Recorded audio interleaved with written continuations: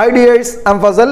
9ാം ക്ലാസ്സിലെ സോഷ്യൽ സയൻസിന്റെ ഹിസ്റ്ററിയിലെ മൂന്നാമത്തെ പാഠം ഇന്ത്യൻ ഭരണഘടനയുമായി ബന്ധപ്പെട്ട Indian constitution rights and duties, Indian ഭരണഘടന അവകാശങ്ങളും കർത്തവ്യങ്ങളും എന്ന പാഠഭാഗമാണ് 1, 2, 3 പാർട്ടുകളിലായി നമ്മൾ ചർച്ച ചെയ്തു കഴിഞ്ഞത്. ഭരണഘടന നമുക്ക് നൽകുന്ന ഒരുപാട് കാര്യങ്ങളുണ്ട്. പൗരൻ എന്ന രീതിയിൽ ഇന്ത്യയിലെ പൗരന്മാർക്ക് ഓരോ ഭരണഘടന നൽകുന്ന വിവിധങ്ങളായ സംഭവങ്ങളെക്കുറിച്ച്, വിവിധങ്ങളായ കാര്യങ്ങളെക്കുറിച്ച് നമ്മൾ ചർച്ച ചെയ്തു. നമ്മൾ അങ്ങോട്ട് ചെയ്തു കൊടുക്കേണ്ടതും ഭരണഘടന നമുക്ക് നൽകുന്ന ഒത്തിരി അവകാശങ്ങളൊക്കെ 3ഓളം കാര്യങ്ങളിലാണ് ചർച്ച ചെയ്യുന്നത് എന്നും നമ്മൾ പറഞ്ഞു അല്ലെ. ഏതൊക്കെയായിരുന്നു? Fundamental rights, directive principles, fundamental duties ഒക്കെ. അതിലെ ഫണ്ടമെന്റൽ റൈറ്റ്സ് 6 കാര്യങ്ങളാണ്, മൗലിക അവകാശങ്ങൾ 6 കാര്യങ്ങളാണ് എന്ന് നമ്മൾ പറഞ്ഞു. ആ കാര്യങ്ങൾ പഠിച്ചു വെക്കാനുള്ള പ്രധാനപ്പെട്ട വഴികളും ഓർമ്മയിൽ സൂക്ഷിക്കാനുള്ള മാർഗങ്ങളും ഒക്കെ നമ്മൾ കഴിഞ്ഞ പാർട്ടുകളിൽ ചർച്ച ചെയ്തത് പ്രിയപ്പെട്ട കൂട്ടുകാർക്ക് ഓർമ്മയുണ്ടെന്ന് ഞാൻ മനസ്സിലാക്കുന്നു. അതിൽ നമ്മൾ ആദ്യത്തത് പറഞ്ഞത് റൈറ്റ് ടു ഈക്വാലിറ്റി ആയിരുന്നു അല്ലെ, സമത്വത്തിനുള്ള അവകാശമായിരുന്നു. രണ്ടാമതായി നമ്മൾ പറഞ്ഞത് റൈറ്റ് ടു ഫ്രീഡം ആണ്, സ്വാതന്ത്ര്യത്തിനുള്ള അവകാശം. സ്വാതന്ത്ര്യത്തിനുള്ള അവകാശവുമായി ബന്ധപ്പെട്ട കാര്യങ്ങളെ ഓർത്തുവെക്കാൻ ഒരു കഥയൊക്കെ നമ്മൾ പറഞ്ഞിട്ടുണ്ട്. And third one right against exploitation, ചൂഷണത്തിനെതിരെയുള്ള അവകാശമാണ് മൂന്നാമതായി നമ്മൾ പറഞ്ഞിരുന്നത് അല്ലെ. അപ്പോൾ റൈറ്റ് ടു ഈക്വാലിറ്റി നമ്മൾ പറഞ്ഞു, റൈറ്റ് എന്തിനു വേണ്ടിയുള്ള റൈറ്റ് ടു ഫ്രീഡം നമ്മൾ പറഞ്ഞു കഴിഞ്ഞു. അതുപോലെ റൈറ്റ് എഗെയിൻസ്റ്റ് എക്സ്പ്ലോയിറ്റേഷൻ, ചൂഷണത്തിനെതിരെയുള്ള അവകാശവും നമ്മൾ പറഞ്ഞു. അങ്ങനെയാണ് ഇന്ന് 4ാമത്തെ ഫണ്ടമെന്റൽ റൈറ്റ്, മൗലിക അവകാശത്തെക്കുറിച്ച് നമ്മൾ ചർച്ച ചെയ്യുന്നത്. ആ fundamental right, right to freedom of religion, മതപരമായ സ്വാതന്ത്ര്യത്തിനുള്ള അവകാശം. അപ്പൊ ഇന്ത്യക്കാർക്ക് എന്തും വിശ്വസിക്കാനും ഏതു മതത്തെയും അംഗീകരിക്കാനൊക്കെയുള്ള വിശ്വാസം നമ്മുടെ ഭരണഘടന ഉറപ്പ് നൽകുന്നുണ്ട്. അപ്പൊ മൗലിക അവകാശത്തിന്റെ 4ാമത്തെ കാര്യമായ റൈറ്റ് ടു ഫ്രീഡം ഓഫ് എഡ്യൂക്കേഷന്റെ, റൈറ്റ് ടു ഫ്രീഡം ഓഫ് റിലീജിയന്റെ കാര്യങ്ങൾ ചർച്ച ചെയ്യുന്ന പുതിയ ഒരു ക്ലാസ്സിലേക്ക്, പുതിയ ഒരു പാർട്ടിലേക്ക് എൻ്റെ എല്ലാ പ്രിയപ്പെട്ട കൂട്ടുകാർക്കും ഹൃദ്യമായ സ്വാഗതം. പ്രിയപ്പെട്ട കൂട്ടുകാരോട് എന്നും പറയുന്ന പോലെ നിങ്ങളുടെ സോഷ്യൽ സയൻസിന്റെ 44ാമത്തെ പേജ് നിങ്ങൾ തുറന്നു വെക്കുക. പ്രധാനപ്പെട്ട കാര്യങ്ങൾ അണ്ടർലൈൻ ചെയ്തു വെക്കാൻ കൂടെ ഒരു പെൻസിലും കരുതണമെന്ന് നിങ്ങളെ ഉണർത്തുന്നു. അതുപോലെ തന്നെ നമ്മൾ ഇംഗ്ലീഷ് മീഡിയത്തിലൂടെ വായിച്ച് മലയാള മീഡിയം വിദ്യാർത്ഥികൾക്ക് ആപ്റ്റാവുന്ന രൂപത്തിലാണ് ഇതിൻ്റെ ക്ലാസ്സുകളിൽ പറയുന്നത്, അർത്ഥങ്ങൾ പറയുന്നത്. 2 മീഡിയം വിദ്യാർത്ഥികൾക്കും ഒരുപോലെ ഉപകാരപ്പെടുമെന്ന വിശ്വാസത്തോടെ പാഠഭാഗത്തിൻ്റെ കൂടുതൽ കാര്യങ്ങളിലേക്ക് നമുക്ക് കടന്നു ചെല്ലാം. അപ്പോൾ നമ്മൾ പറഞ്ഞു വെച്ചത് right to freedom of religion ആണ്, മതപരമായി നമുക്ക് മതസ്വാതന്ത്ര്യത്തിനുള്ള അവകാശമാണ് അല്ലെ. ആ പാഠഭാഗത്തിൻ്റെ തുടക്കത്തിൽ നിങ്ങളൊരു കുറിപ്പ് കണ്ടോ? ഇന്ത്യയുടെ പ്രഥമ പ്രധാനമന്ത്രിയായിരുന്ന, ഇന്ത്യ രാജ്യത്തിൻ്റെ ശില്പി എന്ന് ഒരുപക്ഷെ നമുക്ക് പറയാൻ കഴിയുന്ന, നമ്മൾ ഇന്ന് കാണുന്ന രാജ്യത്തിൻ്റെ സ്വാതന്ത്ര്യത്തിൻ്റെ മുഴുവൻ കാര്യങ്ങൾക്കും ചുക്കാൻ പിടിച്ച ഒരു മഹാത്മാവിൻ്റെ ചിത്രമാണ് നമ്മളവിടെ കാണുന്നത്. ജവഹർലാൽ നെഹ്റു എന്ന് പറയുന്ന, മോത്തിലാൽ നെഹ്റു എന്ന് പറയുന്ന സ്വതന്ത്ര സമര സേനാനിയുടെ മകനായി വന്ന സ്വാതന്ത്ര്യ സമര സേനാനിയും രാജ്യത്തിൻ്റെ നാനോന്മുഖമായ പുരോഗതികളിൽ എല്ലാ തലത്തിലും, ശാസ്ത്രീയമായ പുരോഗതിയാണെങ്കിലും വൈജ്ഞാനികമായ പുരോഗതിയാണെങ്കിലും ഒക്കെ എല്ലാ തലങ്ങളിലും രാജ്യത്തെ മുന്നോട്ട് കൊണ്ടുപോയ ദീർഘദൃഷ്ടിയുള്ള മനുഷ്യൻ എന്ന ചരിത്രം വിശേഷിപ്പിച്ച ജവഹർലാൽ നെഹ്റുവിൻ്റെ പിക്ചറാണ് നമുക്ക് കാണാൻ കഴിയുന്നത്. അദ്ദേഹം എന്താണ് പറയുന്നത് എന്ന് നോക്കൂ. അദ്ദേഹത്തിൻ്റെ ഒരു കോട്ടിംഗ് നമുക്ക് അവിടെ കാണാൻ കഴിയും അല്ലേ. The government of a country like India with many religious can never function in modern age without orienting to secularism.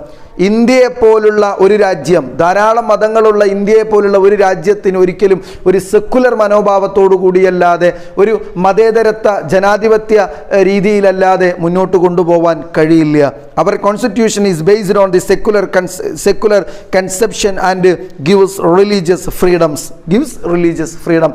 നമ്മുടെ ഭരണഘടന, അതുകൊണ്ട് തന്നെ നമ്മുടെ ഭരണഘടനയും ഒരു സെക്കുലർ ആയിട്ടുള്ള ഭരണഘടനയാകുന്നു.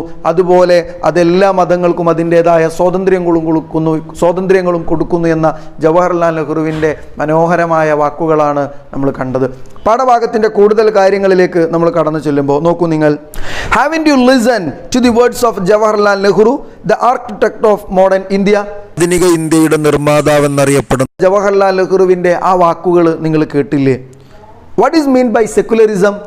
അല്ലെ. അപ്പൊ നമ്മളതിൽ കേട്ടു ഇന്ത്യ ഒരു സെക്കുലർ രാജ്യമാണെന്നൊക്കെ നമ്മൾ പറഞ്ഞു അല്ലെ. സെക്കുലറിസത്തിൽ ബേസ് ചെയ്തിട്ടാണ് ഇന്ത്യയുടെ കാഴ്ചപ്പാട്, ഇന്ത്യയുടെ ഭരണഘടന എന്ന് നമ്മൾ പറഞ്ഞു. എന്താണ് സെക്കുലറിസം എന്ന് പറഞ്ഞാൽ എന്താണ്? സെക്കുലറിസം എന്ന് പറഞ്ഞാൽ വളരെ പ്രധാനപ്പെട്ട ഒരു പോയിന്റാണ്, നിങ്ങൾ അണ്ടർലൈൻ ചെയ്ത് വെക്കണം, മനസ്സിലാക്കി വെക്കണം. ദർ ഈസ് നോ, സെക്കുലറിസം എന്ന് പറഞ്ഞാൽ അതിന്റെ ഡെഫിനിഷനാണ്, there is no official religion for India. ഇന്ത്യക്കൊരു ഔദ്യോഗികപരമായ മതമില്ല. ഉണ്ടോ? ഇപ്പൊ നമ്മൾ പാകിസ്ഥാനോ നേപ്പാളോ സൗദി അറേബ്യയോ അല്ലെങ്കിൽ വേറെ ഏതെങ്കിലും രാജ്യങ്ങളൊക്കെ നോക്കുമ്പോൾ അതിന്റെ ലാംഗ്വേജ്, അതുപോലെ അതിന്റെ റിലീജിയൻ ഇങ്ങനെയൊക്കെ ഉണ്ടാവും. പക്ഷേ ഇന്ത്യ നോക്കുമ്പോൾ അതെന്താണ്? ഇന്ത്യ ഈസ് എ സെക്കുലറിസ്റ്റ് കൺട്രിയാണ്. ഇന്ത്യ ഒരു ജനാധിപത്യ മതേതരത്വ രാജ്യമാണ്. നോക്കൂ നിങ്ങൾ. അപ്പോൾ അതുകൊണ്ട് തന്നെ India is no official religion for India. ഇന്ത്യക്കൊരു ഔദ്യോഗികപരമായ മതമില്ല. India does not promote any religion. ഒരു മതത്തെയും ഇന്ത്യ പ്രൊമോട്ട് ചെയ്യുന്നില്ല. ഞങ്ങൾക്ക് ഈ ഒരു മതത്തോടാണ് താല്പര്യം, ഇന്ന മതക്കാരോടാണ് താല്പര്യം, ജൈന മതത്തിനോടാണ് അല്ലെങ്കിൽ ബുദ്ധമതത്തിനോടാണ് അല്ലെങ്കിൽ പാഴ്സി മതത്തിനോട്, അങ്ങനെയൊക്കെ ഉണ്ടോ? ഇല്ല. ഒരു മതത്തിനോടും ഇന്ത്യക്ക് എന്തില്ല?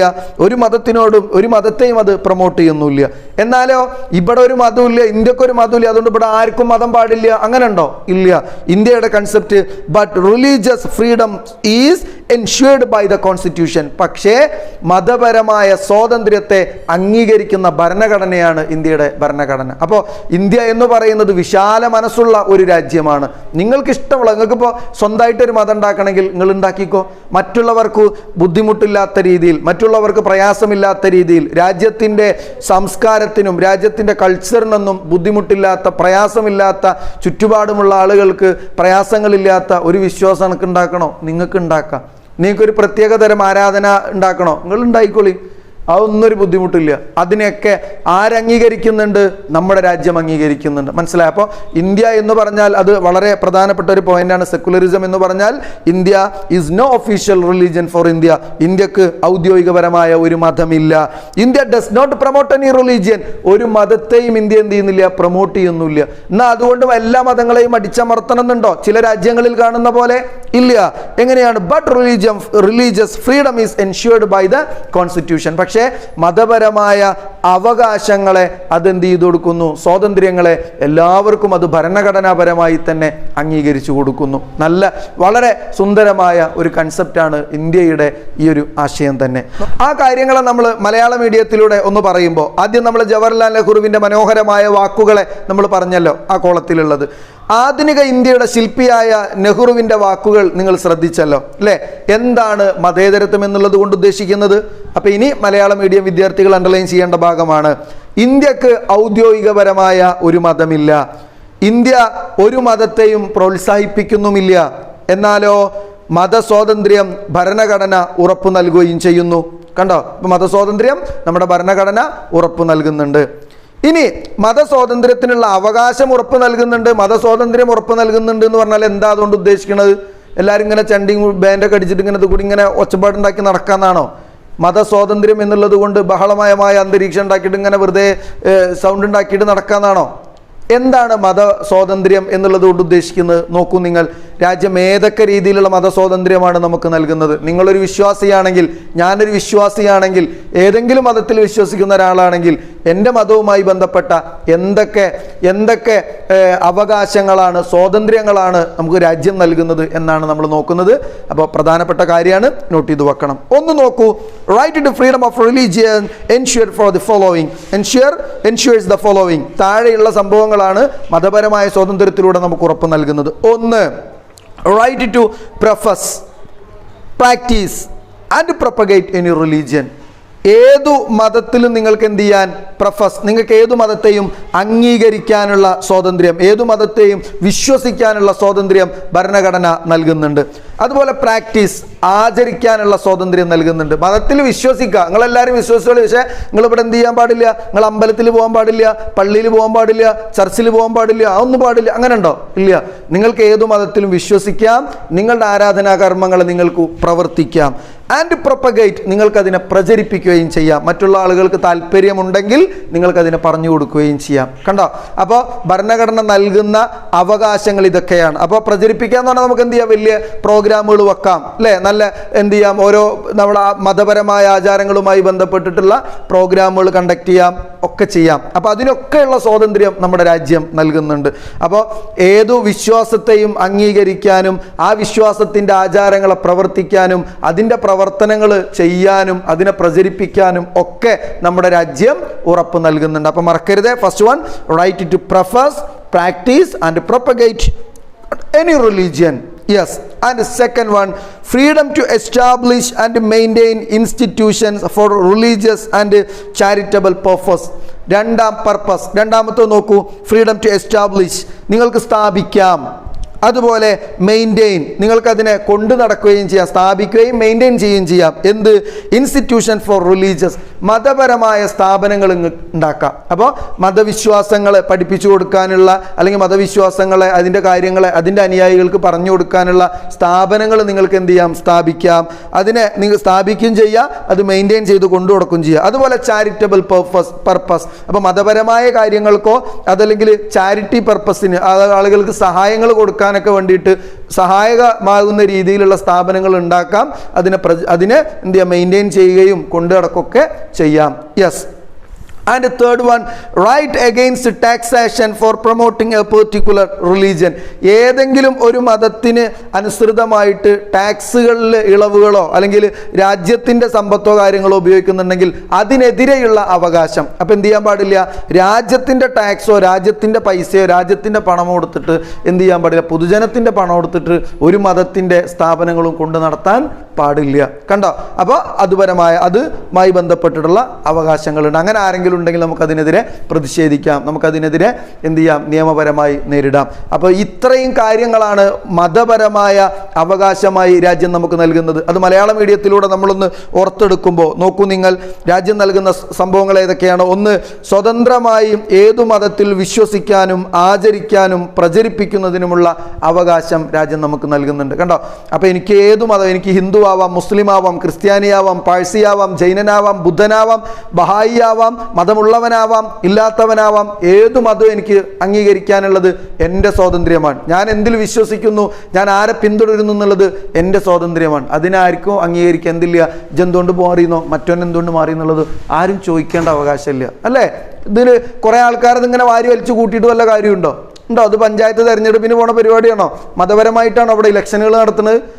ആണോ? ഓരോ മതക്കാർ ഓരോ സ്ഥാനാർത്ഥികളെ വെച്ചിട്ട് കുറേ ആൾക്കാരെ കൂട്ടിയിട്ട് തൊന്നാകെ വിജയിക്കാനോ അല്ലെങ്കിൽ പഞ്ചായത്ത് പിടിച്ചെടുക്കാനുള്ള പരിപാടിയാണോ? അല്ല, അത് വിശ്വാസമാണ്, ഓരോരുത്തരുടെയും മനസ്സിലുള്ള കാര്യമാണ്.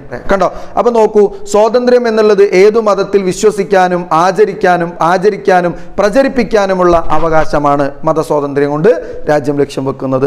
അതുപോലെ രണ്ടാമത്തെ പോയിന്റ് നമ്മൾ പറഞ്ഞു, മതവിഭാഗങ്ങൾക്ക് മത ജീവകാരുണ്യ സ്ഥാപനങ്ങൾ സ്ഥാപിക്കുന്നതിനും നോക്കി നടത്തുന്നതിനും എന്തുണ്ട്, അവകാശമുണ്ട്. അപ്പോൾ ഏതെങ്കിലും മതത്തിൻ്റെ ആളുകൾക്ക്, ഇപ്പോൾ നമ്മളെല്ലാവരും കൂടി ഒരു മതം ഉണ്ടാക്കിയെന്ന് എഴുതിക്കോ, ഒരു ABCD എന്ന് പറഞ്ഞ മതം, ആ മതത്തിന് നമ്മൾ ഒരു സ്ഥാപനമൊക്കെ ഉണ്ടാക്കി അതിൻ്റെ കീഴിൽ കുറേ ആൾക്കാരെ കൊടുന്ന് പഠിപ്പിക്കാനും അവർക്ക് ചികിത്സിക്കാനും അതിൻ്റെ പേരിൽ കുറേ പ്രവർത്തനങ്ങൾ നടത്താനും ഒക്കെ അവകാശമുണ്ട്. ആരെങ്കിലും ചോദിക്കാൻ പറ്റുമോ?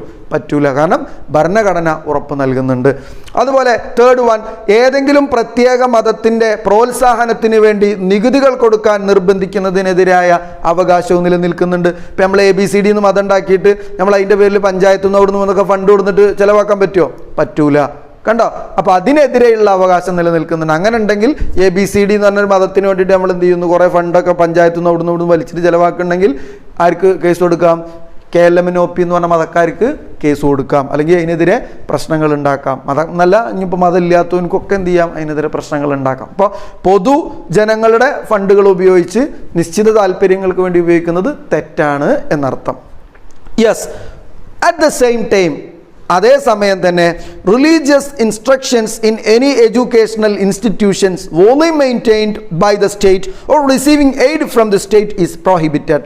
അപ്പോൾ മതപരമായ നിർദ്ദേശങ്ങൾ കൊടുക്കുന്ന, മതപരമായ കാര്യങ്ങൾക്ക് വേണ്ടി പ്രവർത്തിക്കുക, അങ്ങനത്തെ സ്ഥാപനങ്ങൾ, അത് ഫുള്ളി ഗവൺമെൻറ് നടത്തുന്ന ഗവൺമെൻറ് സ്ഥാപനങ്ങളിൽ മതപരമായ നിർദ്ദേശങ്ങളും കാര്യങ്ങളും നിർബന്ധിച്ച് ചെയ്യിപ്പിക്കുക, അതല്ലെങ്കിൽ ഗവൺമെൻറ്റിൻ്റെ എയ്ഡുകൾ സ്വീകരിക്കുന്ന, ഗവൺമെൻറ്റിൻ്റെ സഹായങ്ങൾ സ്വീകരിക്കുന്ന സ്ഥാപനങ്ങളിൽ മതപരമായ കാര്യങ്ങൾക്ക് നിർദ്ദേശിക്കുന്നതും അവരെ നിർബന്ധിക്കുന്നതൊക്കെ എന്താണ്? തെറ്റാണ്. അത് ഭരണഘടനാപരമായി ചെയ്യാൻ പാടില്ലാത്തതാണ്, അംഗീകരിക്കാത്തതാണ്. മനസ്സിലായോ? അപ്പോൾ ഗവൺമെൻറ് സ്ഥാപനങ്ങളിലോ ഗവൺമെൻറ്റിൻ്റെ സഹായങ്ങൾ സ്വീകരിക്കുന്ന സ്ഥാപനങ്ങളിലോ ഏതെങ്കിലും മതത്തിൻ്റെ ആചാരങ്ങളോ മതത്തിൻ്റെ സംഭവങ്ങളോ നിർബന്ധിച്ച് ചെയ്യിപ്പിക്കുന്നത് ഭരണഘടനാപരമായി തെറ്റാണ്. നോക്കൂ നിങ്ങൾ, നികുതികൾ കൊടുക്കാൻ അതേസമയം ഗവൺമെൻറ് നടത്തുന്നതോ ഗവൺമെൻറ്റിൻ്റെ സഹായം സ്വീകരിക്കുന്നതോ ആയ വിദ്യാഭ്യാസ സ്ഥാപനങ്ങളിൽ മതബോധനം നടത്താനോ മതാചാരങ്ങൾ നിർബന്ധമാക്കാനോ പാടില്ല. കണ്ടോ, നമ്മളെ സ്കൂളിൽ ഒരു പീരീഡ് പിന്നെ PT യും IT യും ഒക്കെ കഴിഞ്ഞിട്ട് അടുത്ത പീരീഡ് ഇനി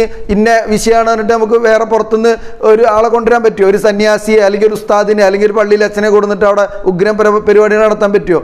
പറ്റൂല. കാരണം അത് മതപ്രബോധനങ്ങൾക്കുള്ള മതപ്രചരണങ്ങൾക്കുള്ള സ്ഥാപനമല്ല, സ്ഥലമല്ല. മനസ്സിലായോ? യെസ്.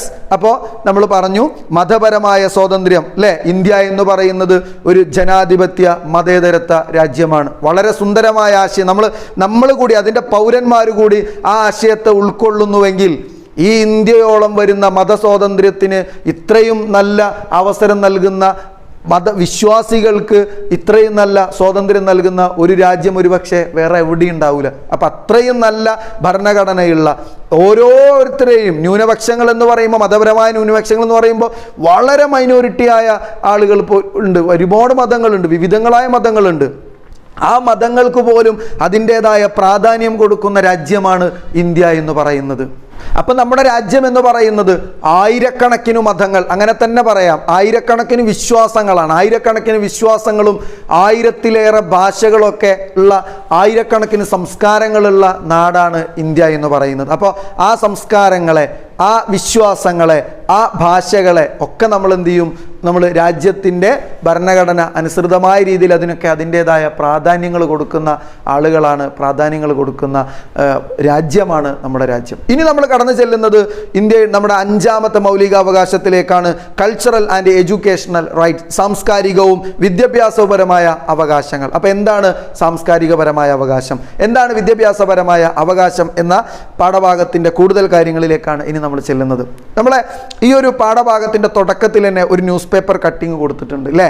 എന്താണ് അതിൽ പറഞ്ഞിട്ടുള്ളത്? 10 educational institutions in the country have got minority status. 10 വിദ്യാഭ്യാസ സ്ഥാപനങ്ങൾക്ക് 10 വിദ്യാഭ്യാസ സ്ഥാപനങ്ങൾക്ക് ന്യൂനപക്ഷ പദവി ലഭിച്ചിട്ടുണ്ട്. അതുപോലെ 3 crore rupees sanctioned for establishing an academy for the revival of Konkani language. Konkani ഭാഷയുടെ പുനരുദ്ധാരണത്തിന് വേണ്ടി, അതിനെ ഉഷാറാക്കാൻ വേണ്ടിയിട്ട് 3 കോടി രൂപ, അതിന് സ്ഥാപനം ഉണ്ടാക്കാൻ വേണ്ടി 3 കോടി രൂപ അംഗീകരിച്ചിട്ടുണ്ട്. അപ്പോൾ 2 പത്ര കട്ടിങ്ങുകളെയാണ് നമ്മളിവിടെ കണ്ടത്. നോക്കാം ആ പത്ര കട്ടിങ്ങുകളും പാഠഭാഗവും തമ്മിലുള്ള ബന്ധം എന്താണ്. നോക്കൂ, read the newspaper report related to the right of minority sections. ന്യൂനപക്ഷ വിഭാഗങ്ങളുമായി ബന്ധപ്പെട്ടിട്ടുള്ള ആ ന്യൂസ് പേപ്പറിൻ്റെ റിപ്പോർട്ടുകൾ നിങ്ങൾ വായിച്ചല്ലോ അല്ലേ? India is a land of diversity. India എന്ന് പറയുന്നത് നാനാത്വങ്ങളുടെ നാടാണ് അല്ലേ?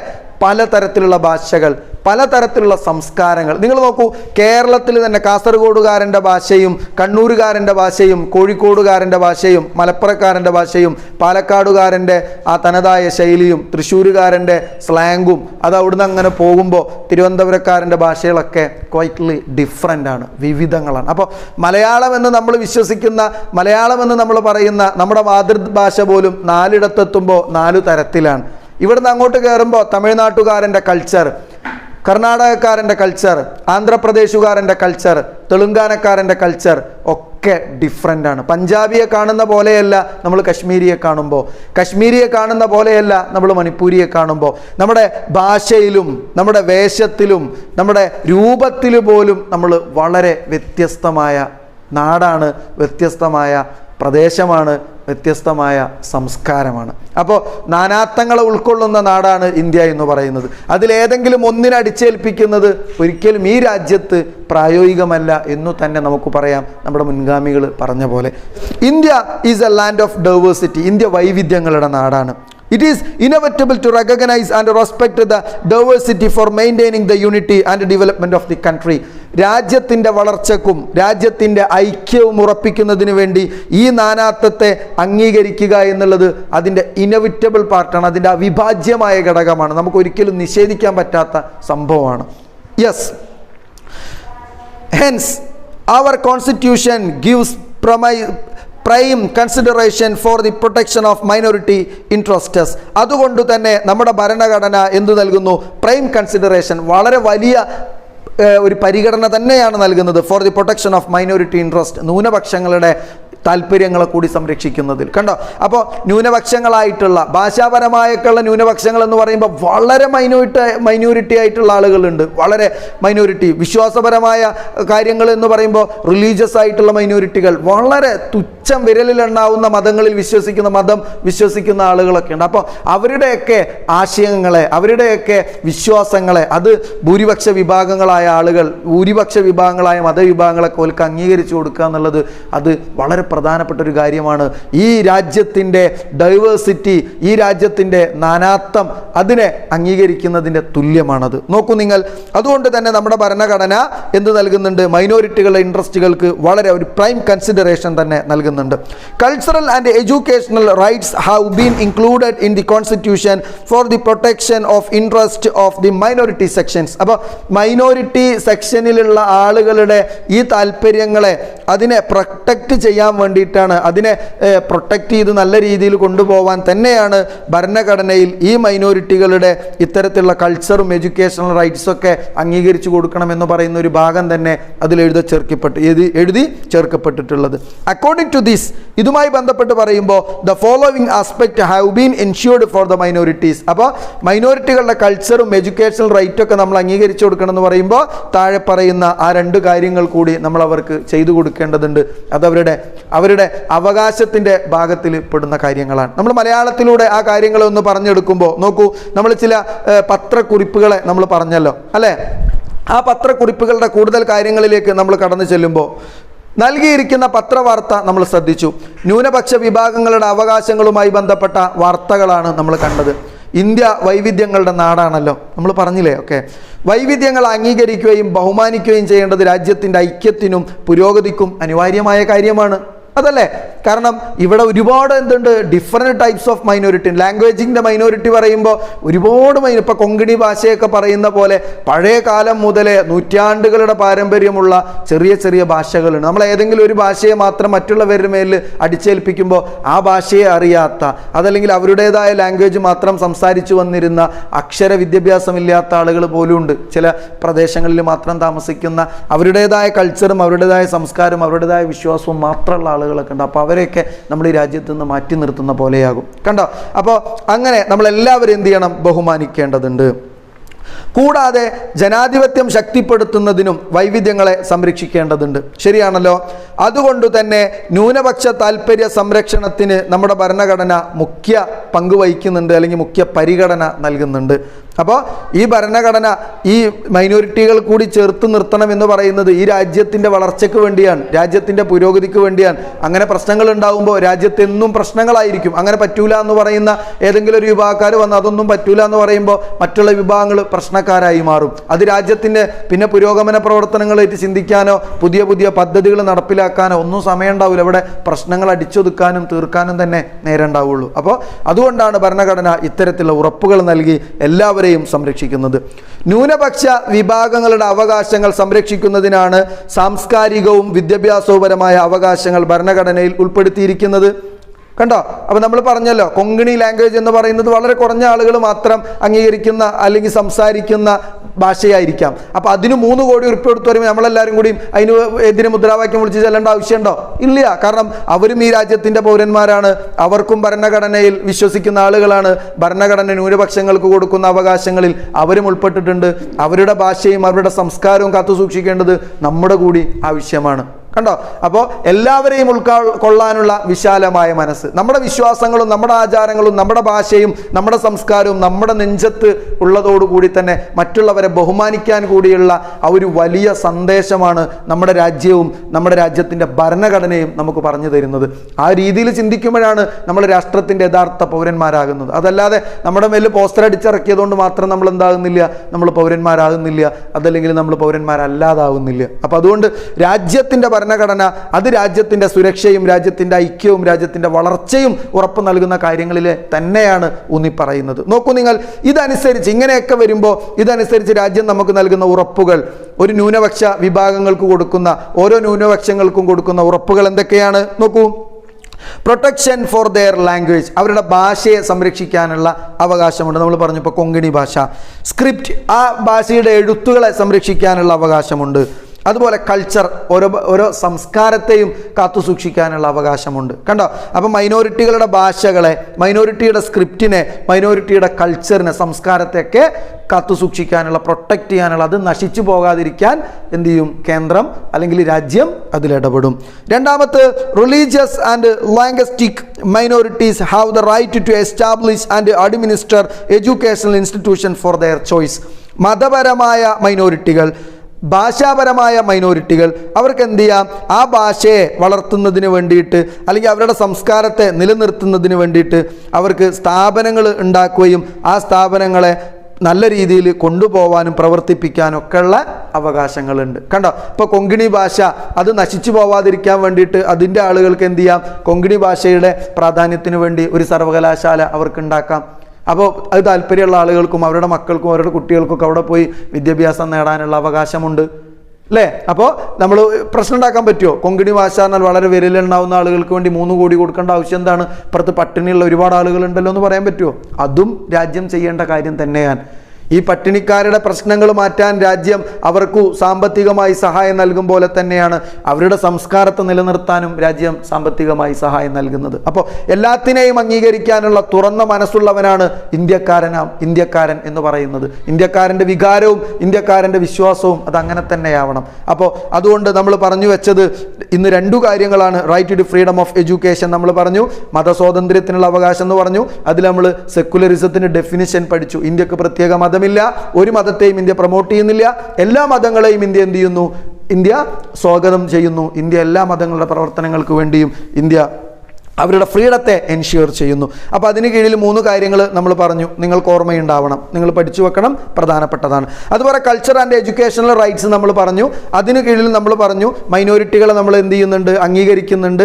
അവരെ അവരുടെ എല്ലാ കാര്യങ്ങളെയും ചേർത്തു നിർത്തേണ്ടത് ഇന്ത്യക്കാരുടെ ആവശ്യമാണ്, ഇന്ത്യക്കാരുടെ കർത്തവ്യമാണ്. അത് ഭരണഘടനയിൽ പരാമർശിച്ചിട്ടുണ്ട് നമ്മൾ പറഞ്ഞു. അങ്ങനെ മൈനോറിറ്റികളുടെ സംസ്കാരവും മൈനോറിറ്റിയുടെ വിദ്യാഭ്യാസപരമായ കാര്യങ്ങളൊക്കെ സംരക്ഷിക്കുന്നതിന് വേണ്ടി 2 കാര്യങ്ങളെയാണ് നമ്മൾ പറഞ്ഞത്. ഒന്ന്, അവർക്ക് ഭാഷാപരമായും എഴുത്തുകൾ, സ്ക്രിപ്റ്റുകൾ, അതുപോലെ അവരുടെ കൾച്ചർ സംരക്ഷിക്കാൻ അവകാശമുണ്ട്. 2, മതപരമായ ന്യൂനപക്ഷങ്ങൾക്കും ഭാഷാപരമായ ന്യൂനപക്ഷങ്ങൾക്കും അവരുടെ കാര്യങ്ങളെ നിലനിർത്തുന്നതിന് സ്ഥാപനങ്ങൾ പണിയാനും അതിനെ മെയിൻറ്റെയിൻ ചെയ്ത് കൊണ്ടുപോകാനൊക്കെ ഉള്ള അവകാശങ്ങളുണ്ട് എന്ന് നമ്മൾ പറഞ്ഞു. അപ്പോൾ ഒരർത്ഥത്തിൽ പറയുമ്പോൾ എല്ലാ കാര്യങ്ങളെയും അംഗീകരിക്കുന്ന വിശാല മനസ്കർ, നമ്മുടെ രാജ്യത്തെ പോലെ തന്നെ ആ രാജ്യത്തിൻ്റെ പൗരന്മാരും ആകണമെന്ന് ആഗ്രഹിക്കുന്ന ഒരു ഭരണഘടനയാണ് നമ്മുടെ ഭരണഘടന, അല്ലേ? ഓരോ കിലോമീറ്ററുകൾ മാറുന്നതിനനുസരിച്ച് ഭാഷയുടെ സ്ലാങ്ങുകളിലും നമ്മുടെ സംസ്കാരത്തിൻ്റെ രീതിയിലും മാറ്റം വരുന്ന നാടാണ് ഇന്ത്യ എന്ന് പറയുന്നത്. അതുപോലെ തന്നെ ആ സംസ്കാരങ്ങളെ, ആ കൾച്ചറുകളെ എല്ലാവരെയും ഉൾക്കൊള്ളാനുള്ള ഈ രാജ്യത്തിൻ്റെ മനോഭാവം പോലെ തന്നെ എല്ലാ മതങ്ങളെയും, എല്ലാ വിശ്വാസങ്ങളെയും, എല്ലാ ആചാരങ്ങളെയും, എല്ലാ പൊളിറ്റിക്സിനെയും ഉൾക്കൊള്ളാനുള്ള തൻ്റെ ഇടവും അതിനെയൊക്കെ ബഹുമാനിക്കാനുള്ള മനസ്സും ഓരോ ഇന്ത്യക്കാരനും ഉണ്ടാവട്ടെ. അങ്ങനെ രാജ്യം നമ്മൾ കാണുന്ന രീതിയിൽ ഇനിയും പുരോഗതിയിൽ നിന്ന് വളരെ പുരോഗതിയിലേക്ക് എത്തിപ്പെടാനും നമ്മളൊക്കെ നല്ല പൗരന്മാരായി രാജ്യത്തിൻ്റെ നന്മയ്ക്ക് വേണ്ടി പ്രവർത്തിക്കുന്ന, നാടിനും കുടുംബത്തിനും സമൂഹത്തിനും പ്രവർത്തിക്കുന്ന നല്ല പൗരന്മാരായി, നല്ല മക്കളായി മാറാനും നിങ്ങൾക്കൊക്കെ കഴിയണമെന്ന് നിങ്ങളെ സാന്ദർഭികമായി ഓർമ്മിപ്പിച്ചുകൊണ്ട് നെക്സ്റ്റ് ക്ലാസ്സിൽ മൗലികാവകാശങ്ങളുടെ ബാക്കി കാര്യങ്ങളുമായി വീണ്ടും കാണാം.